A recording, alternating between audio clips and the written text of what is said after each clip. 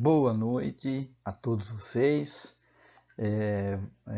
Vamos então às nossas aulas, né, de prática de departamento pessoal, utilizando essa nova forma, né, de aulas, essa nova metodologia, que onde a gente assume aí, né, esse compromisso de deixar as aulas gravadas para procurar facilitar um pouco essa situação toda aí, né?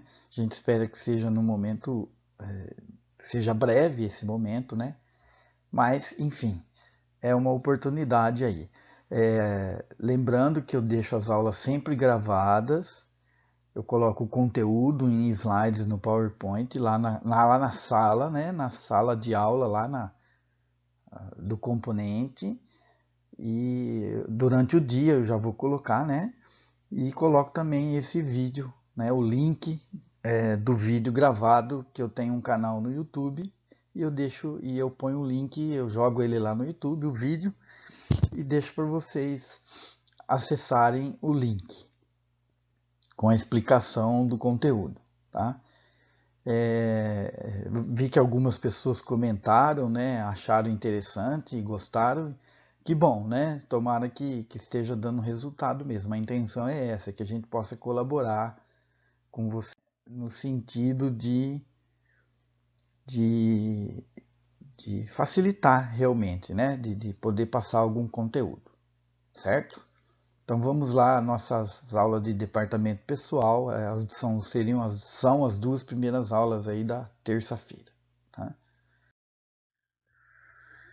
Bom, na aula anterior a gente viu um pouquinho sobre o último assunto, né, abordado por nós estamos vendo aí o que é um departamento pessoal, o que um departamento pessoal realmente faz, né? Quais são as atividades dele e tal. Porque sempre existe, né, como nós comentamos já, existe aí uma dificuldade muitas vezes do aluno de entender que o RH ele não se resume ao departamento pessoal, né? Porque hoje, nos dias atuais, a situação evoluiu muito por uma questão de treinamento, desenvolvimento, enfim. E aí o RH, tanto que passou a ser um curso separado da administração, né? Como eu disse para vocês, lá no princípio era tudo administração. E dada a importância aos novos conceitos que foram entrando, o RH então passou a ser um ponto específico, né? Com estudos mais detalhados dessa parte aí. E dentro do departamento pessoal, aí nós vimos na última aula qual a importância do departamento pessoal para as empresas, né? Podemos só para fazer uma recordação aí, né? Cuidar dos processos burocráticos, manter a organização de documentação. Então, são alguns pontos, né? Aí tem aquelas do departamento pessoal, a responsabilidade sobre é, armazenar adequadamente os documentos, os registros das datas de admissão, período de licença, número de faltas. Quer dizer, esse é um controle, né? É uma atividade de controle realmente. E servem, né? Então, muitas vezes elas servem, esses controles, esses registros, eles servem como base para decidir, por exemplo, um desligamento de um determinado funcionário, né? Ou até uma promoção, por que não? Ali, se ele falta muito, se ele pede muitos atestados, está sempre apresentando, pede não, né? Está sempre apresentando muitos atestados, muitas justificativas, chega atrasado, sem justificativa, enfim, tudo isso fica registrado, né, no departamento pessoal e os administradores, né, as pessoas ali, os gestores, se utilizam desses dados para tomar decisões importantes dentro da empresa, né? E aí, hoje, então, na aula de hoje, nós vamos ver um pouquinho, né, as diferenças. São muitas, né? Mas, enfim, as diferenças entre o departamento pessoal e o setor de recursos humanos, que é algo que sempre causa essa estranheza, né? Eu comentei com vocês que quando começamos as nossas aulas, quando a primeira turma de recursos humanos começou a acontecer na ETEC, houve sim até algumas pessoas pensando em desistir do curso, porque na cabeça da pessoa eles achavam que nós íamos estudar somente departamento pessoal, né? E quando eles se depararam com os componentes do curso de recursos humanos, eles assim ficaram assim, pô, mas não é departamento pessoal. Falando, departamento pessoal é uma parte, né? Então, nós vamos ver aqui as diferenças que existem entre o departamento pessoal e o setor de recursos humanos, né? O RH atua focado na gestão de pessoas, recursos humanos, ele está focado em pessoas, como nós podemos ver no outro componente, né? Desenvolvimento humano e organizacional, e como nós pudemos ver nos componentes que nós trabalhamos no primeiro semestre, né? Ele atua na gestão de pessoas, treinamento, bem-estar, análise, alocação de perfil, relacionamento interpessoal, motivação, produtividade. Relacionamento interpessoal, nós estamos até falando desse item especificamente no componente lá no outro componente. E o departamento pessoal, ele atua na operação de processos, quer dizer, tudo que diz respeito a registros, processos, enfim, faz parte do departamento pessoal. A função dos recursos humanos é promover a relação humana, as relações humanas e estimular as potencialidades de cada profissional, para que o ambiente de trabalho seja agradável e produtivo e mantenham a rotina do departamento pessoal sem passivos trabalhistas ou reclamações generalizadas. Então, o RH ele faz toda essa gestão da pessoa enquanto ser humano, pessoa que tem sentimentos, tem situações humanas e necessita de treinamento, de aprimoramento, e isso tudo ele faz, né? E quando é bem feita essa atividade de recursos humanos, ela colabora para o departamento pessoal ter menos problemas de passivos, de pessoas, como eu disse, com faltas injustificadas, situações que ali dentro dos processos podem atrapalhar a empresa e também gerar muitas atividades no departamento pessoal. O RH tem a missão de intermediar conflitos, acompanhar o aumento da diversidade e promover a inclusão de forma adequada e agradável a todos os funcionários, levando em conta a cultura organizacional da empresa e todos os valores contidos nela.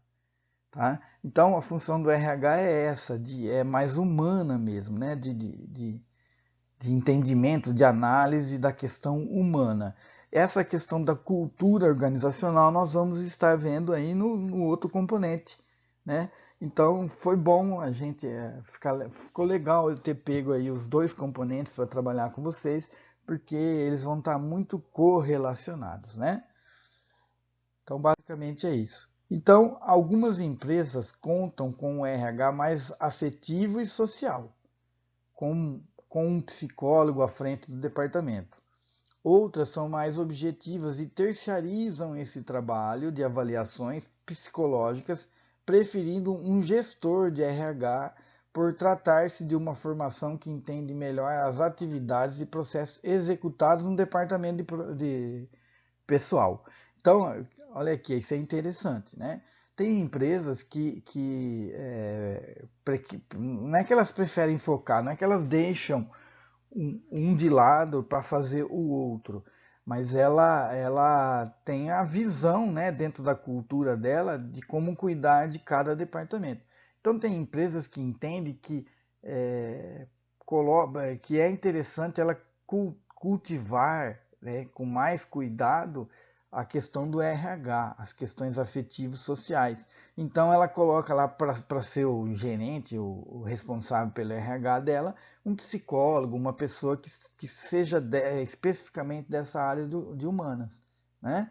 Já tem empresas que entendem que essas partes, esse departamento de RH afetivo social, não é o foco dela, não está dentro do escopo que ela gostaria de trabalhar. Então, o que que ela faz? Ela terceiriza esse setor. Isso é muito comum hoje, né? Terceirizar esse setor. E contrata um gestor de recursos humanos cujas as capacidades dele se aproximam muito mais dos cuidados com o departamento pessoal. Então, quer dizer, ele dá um enfoque maior interno, né, nas situações internas da empresa, no departamento pessoal. E até questões afetivo-social, ela terceiriza para uma empresa especializada em RH, em contratação, em treinamento e etc.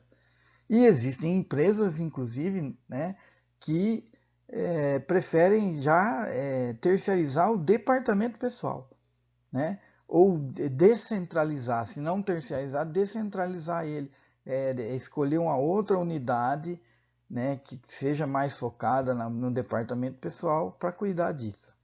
Os dois setores são importantes para a empresa, mas o departamento pessoal tem uma força maior. Por isso que as empresas muitas vezes, se tiver que escolher, ela prefere terceirizar o RH, né, os recursos humanos, do que o departamento pessoal. Podemos dizer que uma empresa sobrevive sem um RH, mas não sem um departamento pessoal, né? Então, isso aí é interessante também. Por quê? Porque, como eu estou dizendo, existem muitas empresas especializadas em RH, né? Terceirizadas. Mas não existem tantas empresas assim especializadas em departamento pessoal, né?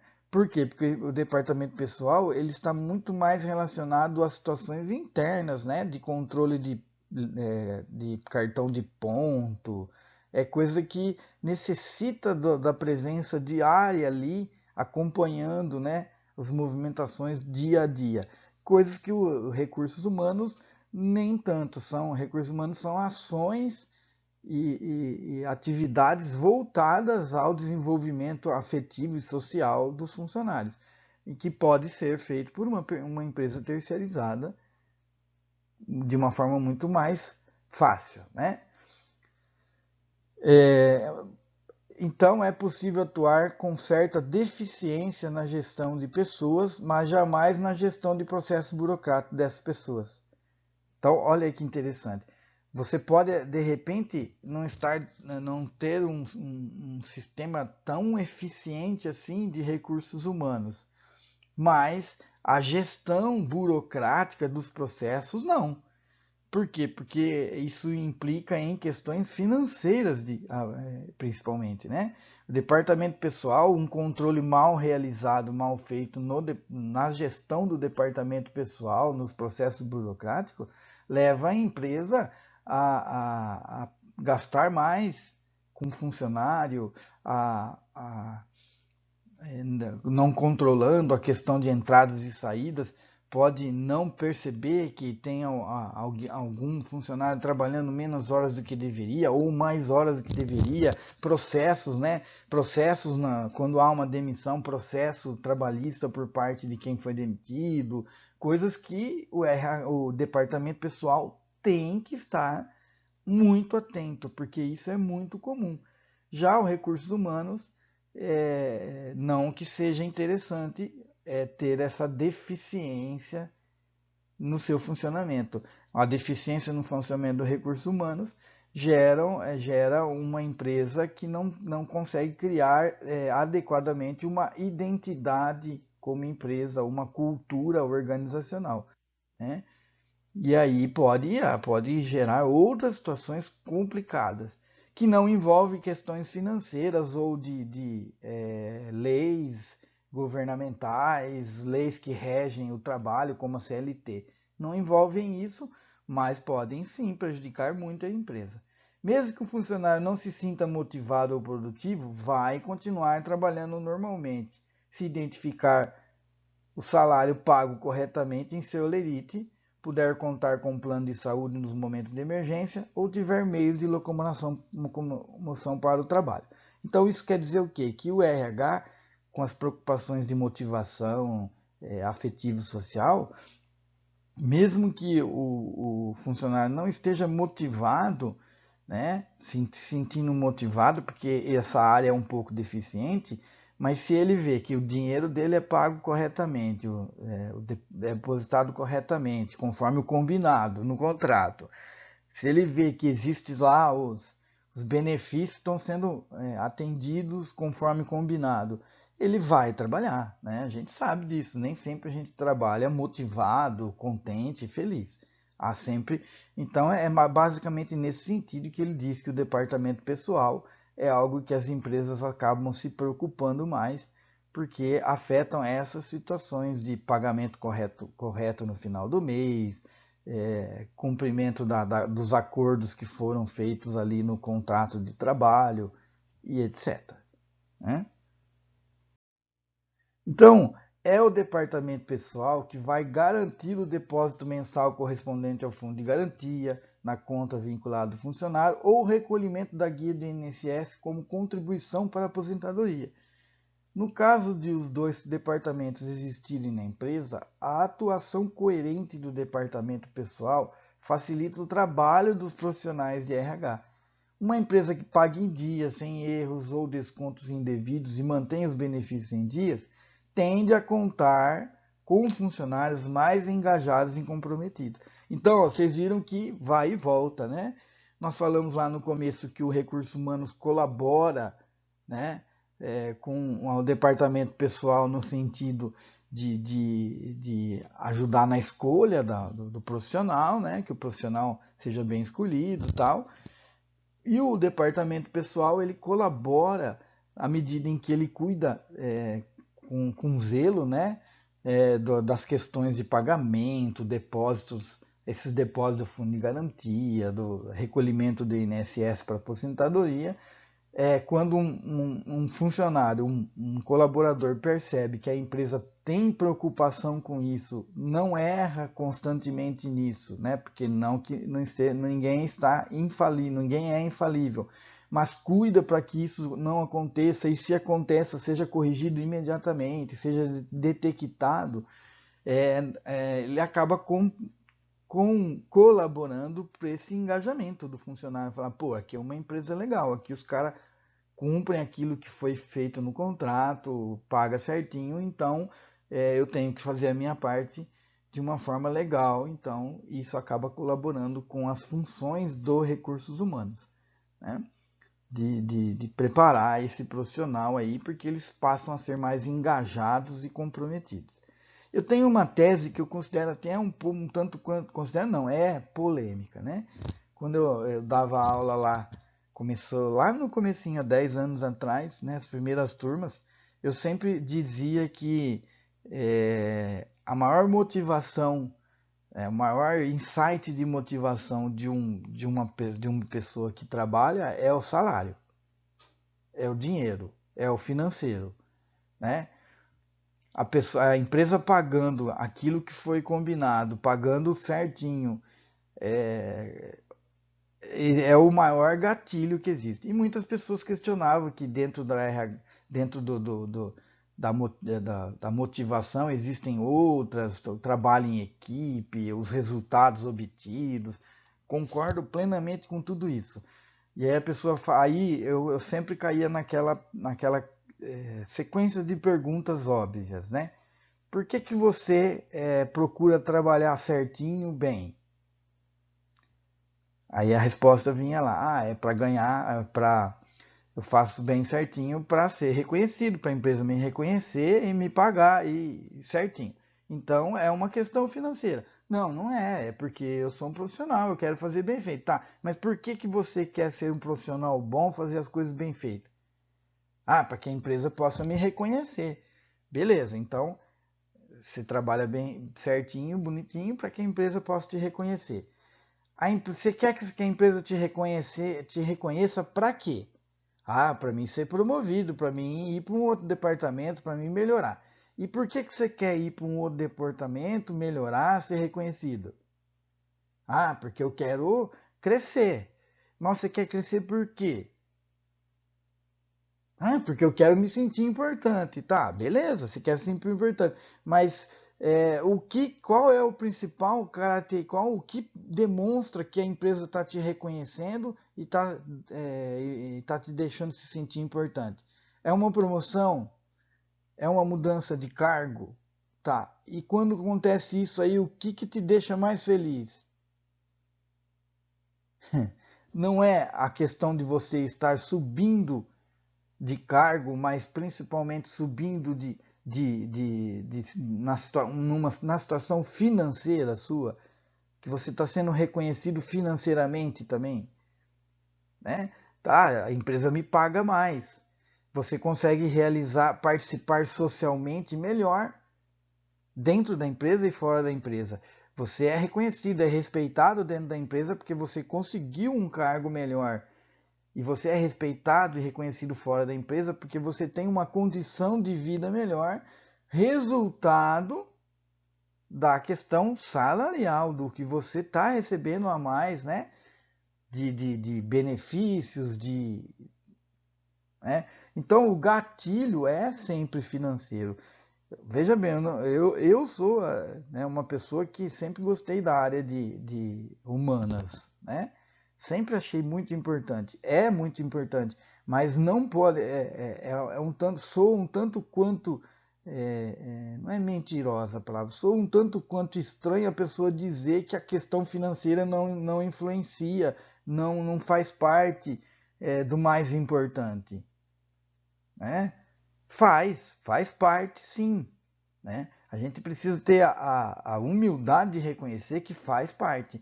A gente quer crescer, a gente quer ser reconhecido, a gente quer ir para um novo departamento, sair de uma situação de assistente para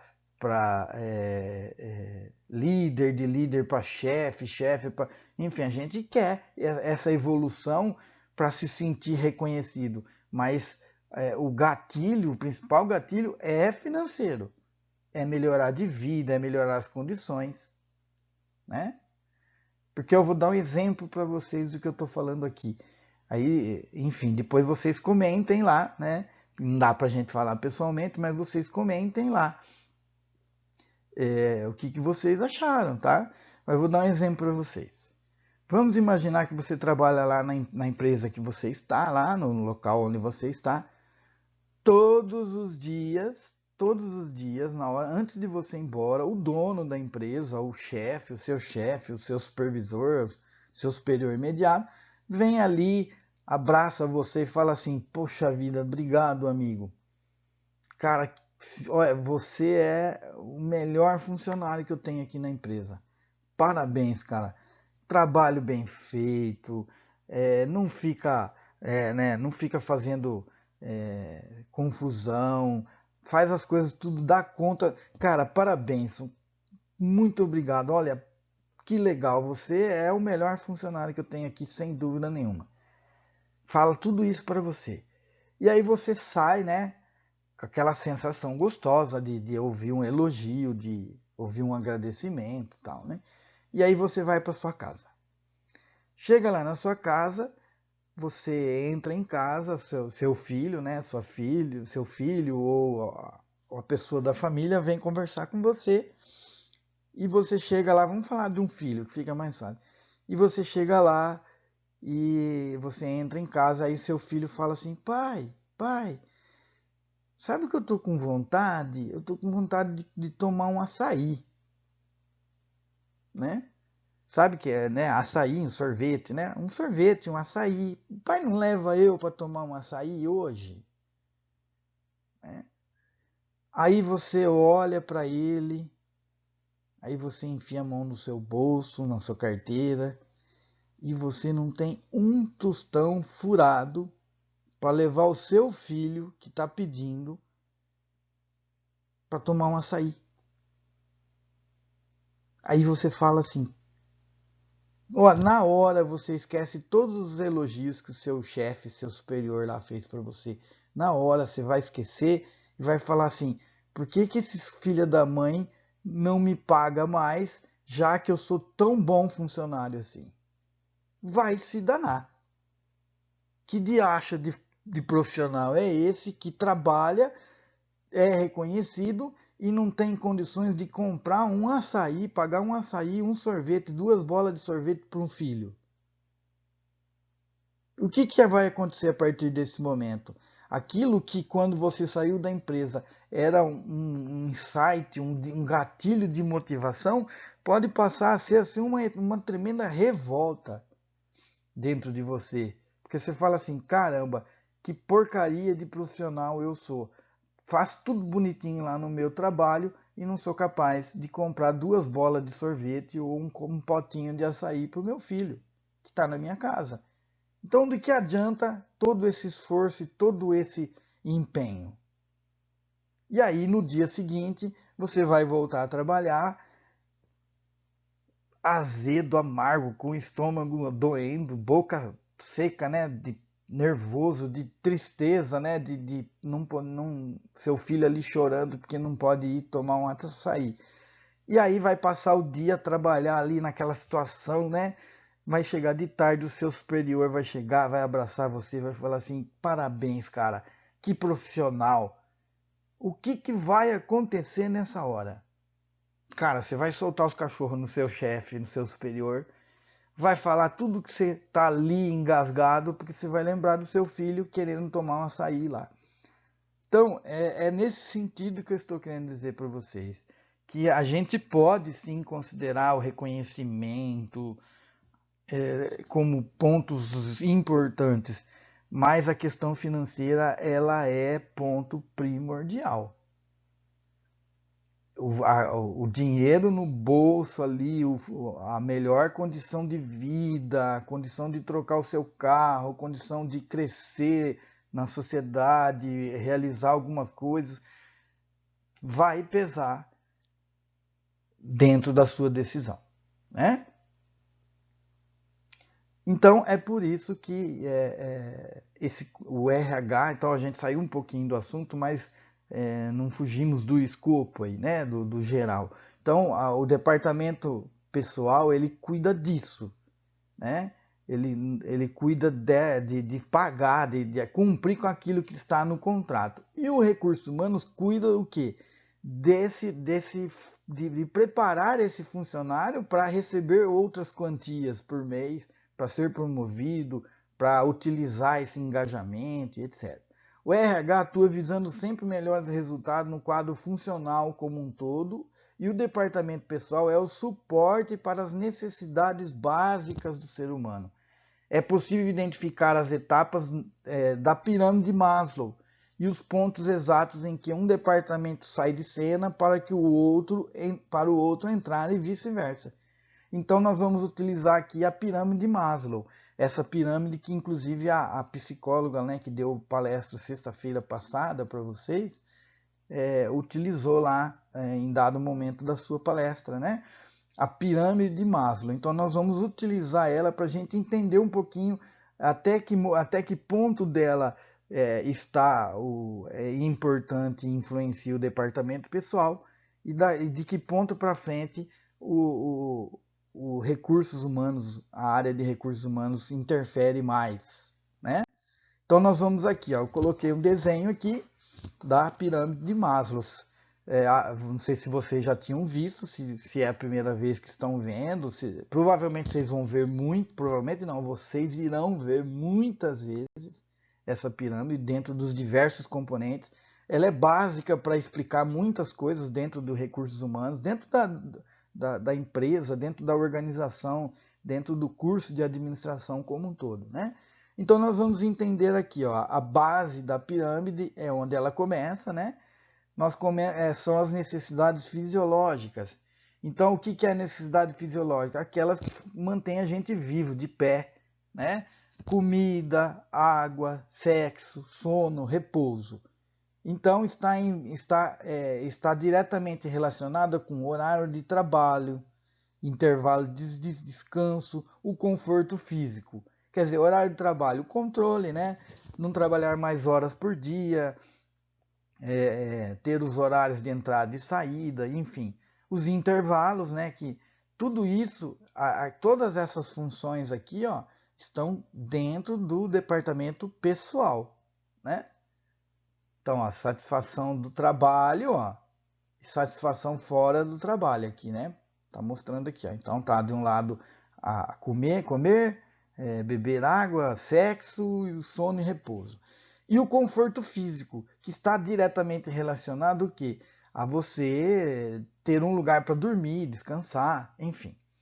E aí, satisfeitas essas necessidades fisiológicas, nós começamos então a buscar a satisfação das necessidades de segurança, né? Então, dentro do trabalho, é trabalhar seguro, né? Ter uma CIPA, ter os equipamentos de proteção individual, os locais bem protegidos, as remunerações, os benefícios, né? Que é o que? É aquilo que vai te dar segurança. Pô, eu ganho tanto, eu recebo tanto, eu posso fazer isso, eu tenho condições de fazer aquilo. E a permanência no emprego. Você falar assim, não, eu sou uma pessoa, aqui a empresa me paga certinho, eu trabalho certinho, então eu tenho uma certa garantia de que eu vou estar aqui. É o sentimento de segurança, né? E aí dentro, fora do trabalho, é a questão de ter liberdade, né? Segurança da violência, ou seja, ter uma casa fechada, bonitinha, protegida, ausência de poluição, né? Um ambiente limpo, adequado, e ausência de guerras, né? Que é a segurança que a gente tem, temos dentro da nossa casa, na nossa situação. A partir do momento que a gente tem as necessidades fisiológicas satisfeitas e as de segurança, a gente começa a ter necessidades sociais. Então, dentro da empresa, amizade com os colegas, interação com os clientes, chefe amigável, aí começa a entrar os recursos humanos. Então, na fisiológicas de segurança, essas daqui, ó, fisiológicas, né, e de segurança, geralmente é o departamento pessoal que cuida, né? O trabalho, a organização, né, as remunerações, o pagamento, o que são os benefícios, a permanência, né, do emprego, ou seja, a partir daqui começa a entrar então recursos humanos de uma maneira mais direta, que é o que? Trabalhar essa interação social do funcionário com os seus colegas de trabalho, né, interação com os clientes, quando há, né, contato com os clientes, né, ter uma amizade, um laço de amizade, de confiança com o seu superior e etc. E indo para a família, né, é a questão do convívio com a família, né, o descanso, os amigos, os grupos sociais, a comunidade. Aqui entra muito aquela situação que eu citei antes, né, da historinha lá. É você poder satisfazer as necessidades financeiras da sua família e então se sentir bem para cumprir aí as suas atribuições dentro da empresa, né? Então, ó, participar de grupos sociais, de comunidades, né? E você precisa ter um certo nível de financeiro que para te permitir isso, senão você fica, né? Você não consegue entrar, né? Não consegue satisfazer as necessidades da família e enfim, ter reuniões amigáveis com pessoas e assim por diante. Aí, porque a gente é sempre, nós somos assim, temos uma frase que fala-se muito em economia, que os recursos são finitos, mas os desejos nossos são infinitos. É mais ou menos assim. Quando nós começamos a galgar, a querer subir essa pirâmide de Maslow, uma etapa vai provocando o desejo de estar em outra. Então a gente satisfez as necessidades fisiológicas, as de segurança, automaticamente a gente começa a querer passar a fazer parte desse grupo social. Quando a gente atinge esses grupos sociais, tanto fora quanto dentro do trabalho, a gente começa a desenvolver um desejo de estima, né, de ser estimado, ou seja, aí entra a questão do reconhecimento da empresa pelo seu trabalho, aquele abraço lá do seu superior e dizendo para você assim, ó, cara, você dá conta legal aí, ó, parabéns, tal. As responsabilidades que você passa a assumir por estar nessa posição de reconhecimento, né? O orgulho em ser reconhecido, falar, puxa vida, que legal o cara chegar e falar para mim, ó, eu tô dando conta aí do meu trabalho da melhor forma possível. E aí, ó, tá aí, promoções, né? Ser promovido, sair de uma situação para outra dentro do seu ambiente de trabalho ou até para um outro setor dentro de onde você trabalha, né? Aí entra essa questão do valor financeiro também, né? Então você começa a ter essa condição de ser estimado, né? Eu não estou dizendo aqui que você tem que ser uma pessoa movida à questão financeira, mas ela faz parte preponderante em tudo isso, no reconhecimento. Não adianta reconhecer de forma psíquica, né? E não reconhecer de forma material, financeira. Quer dizer, também vem, né? Como que posso assumir maiores responsabilidades ganhando a mesma coisa? Eu quero receber um valor financeiro maior por isso, né? E aí, olhando para o lado de fora da questão da estima, é a aprovação da família, aprovação dos amigos, reconhecimento da comunidade, porque você está atuante, você está participando, você está envolvido, você se sente capaz, né? Você se sente uma pessoa que tenha ambições, né? Você fala assim, eu posso, caramba, eu consigo, né? E aí, quando você atinge esse nível da estima, você começa então a desejar o topo da pirâmide, que é a autorrealização. É aquela situação em que você se sente assim, você é capaz de algo sem depender de situações outras. Onde você olha assim e fala assim, caramba, eu sou o cara, né? Então é dentro do trabalho, o trabalho desafiante é que a empresa lá já chega para você e fala assim, ó, eu tenho um projeto aqui, você vai encabeçar ele, né? Você vai diversidade e autonomia. Você tem autonomia para tomar decisões das maiores, possíveis, né? Que possam gerar resultados positivos, mas que correm o risco de ser resultados que podem afetar outras pessoas, né? Participação nas decisões, né? Quando a empresa quando o seu ambiente de trabalho te chama para as decisões mais importantes dentro daquilo que ela se propõe, e esse crescimento pessoal, né? Ser reconhecido, né? As pessoas falam assim, pô, olha, aquele rapaz ali é o cara que é supervisor lá, é o cara que é gerente lá, é ele que cuida lá, é ele que, né, a empresa lá tal, o ambiente lá é legal, é ele que organiza e assim por diante. É a autorrealização. E aí também fora do trabalho é você ter condições de ter uma boa educação, de dar uma boa educação para os seus familiares que vivem com você, de dar essa condição, né?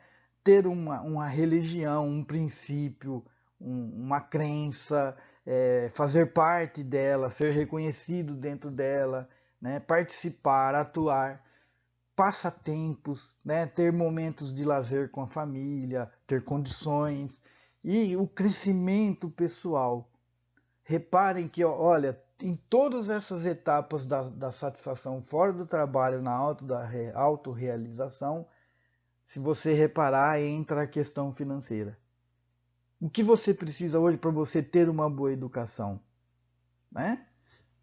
Pagar boas escolas, bons cursos. O que você precisa para participar da sua religião? Ter condições de colaborar, de atuar com questões de vivência, de conhecimento, mas com questão de ajuda as outras pessoas também, ajuda a sua comunidade a que ela cresça, que ela seja melhor. Os passatempos, eu tiro 30 dias de férias e eu vou para o Nordeste. Dá para ir sem dinheiro para esses lugares? Né? Se você não tem condições, dá para você ir? Não, não dá. Né?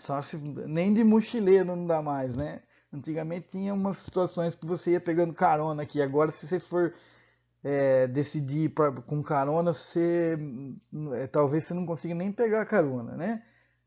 Então, basicamente é assim que funciona. E essa pirâmide de Maslow, então, ela ajuda a gente a entender um pouquinho as diferenças entre o departamento pessoal e o departamento de recursos humanos e o setor de recursos humanos, né? Então, só para a gente frisar, as questões fisiológicas de segurança estão mais relacionadas ao departamento pessoal, né? Não que as outras não estejam, não é isso. Mas são as duas que alavancam, né? São as duas primeiras. E aí, a partir daí, começa a surgir, então, as questões sociais, de estima e autorrealização, que já são mais trabalhadas pelo Departamento de Recursos Humanos aí, com a colaboração direta do Departamento Pessoal, controlando de forma adequada os pagamentos, os demonstrativos de pagamento, os registros e etc, etc. Certo? Então, gente, eu deixo para vocês aqui esse conteúdo, como eu disse lá no final. Eu encerro aqui a nossa aula de hoje, né? Dentro dessas diferenças entre RH e departamento pessoal. Se vocês tiverem alguma dúvida, quiserem fazer alguma colocação, vocês entrem ali na área de postagens, coloquem ali a dúvida que eu vou procurar estar respondendo. Talvez eu não consiga responder assim rápido, muito rápido, mas eu vou estar respondendo para vocês com muito prazer, tá? Eu agradeço a atenção de vocês, espero que o material colabore, ajude a vocês aí a entenderem esse nosso trabalho, nosso conteúdo de hoje, tá? Muito obrigado e boa noite.